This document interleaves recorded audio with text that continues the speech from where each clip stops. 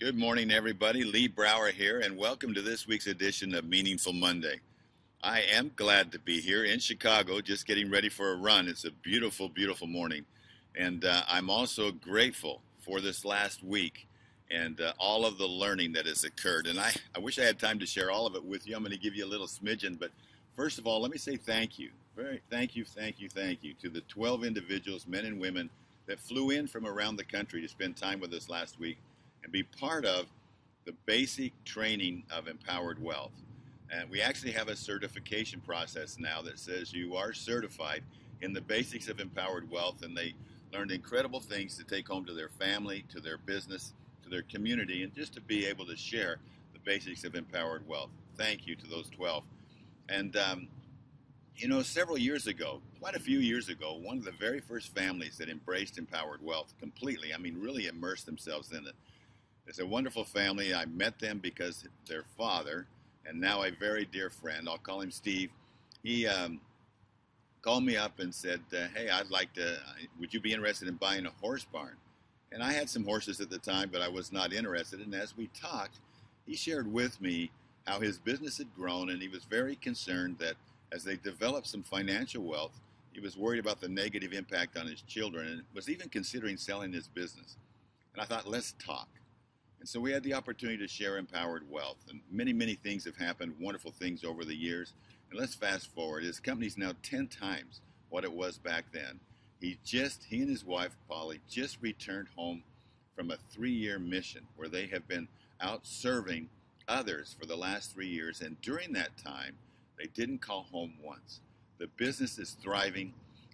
Their kids and their spouses of their kids are involved in the business.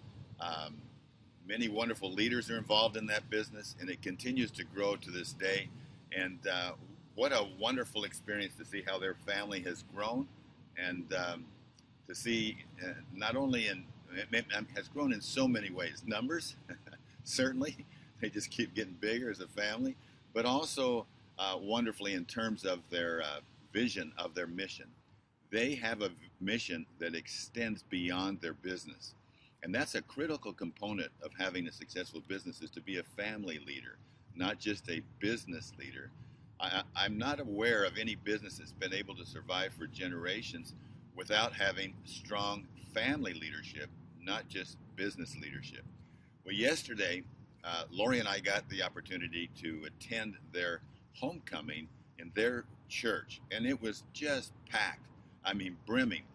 Hundreds of people came to welcome them home, and let me just share two or three things that I learned from them. We could talk for probably quite some time on the depth of some of the stories that they shared, but from her, a couple comments that she said that will resonate with each one of you. First of all, the best things in the world aren't things, and they talked about that. The best things in the world aren't things. Another one that jumped out at me is just because everybody else is doing it doesn't make it right. And just because nobody's doing it doesn't make it wrong. And life is about finding.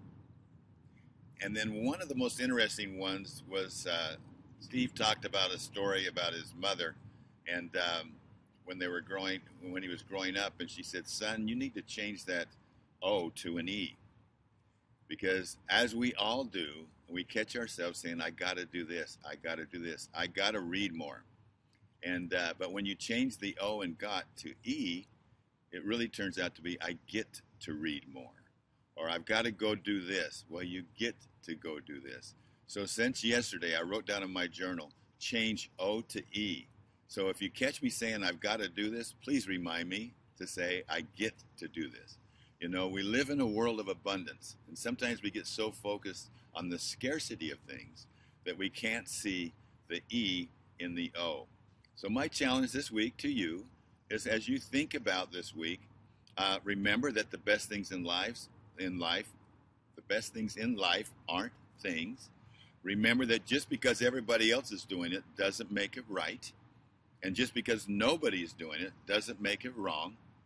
And then life's about finding. I really like that. And now Finding what? I'm going to leave that up to you. But life is about finding. And Steve shared with us what is the most important thing that we should spend our life finding. And then finally, hey, let's put the E in place of the O. Thank you for spending this time with me. This is going to be a meaningful year. Are you making it a meaningful year? It's up to you. It's your choice. Make it the most meaningful year of your life. I'll talk to you next Monday. Bye-bye.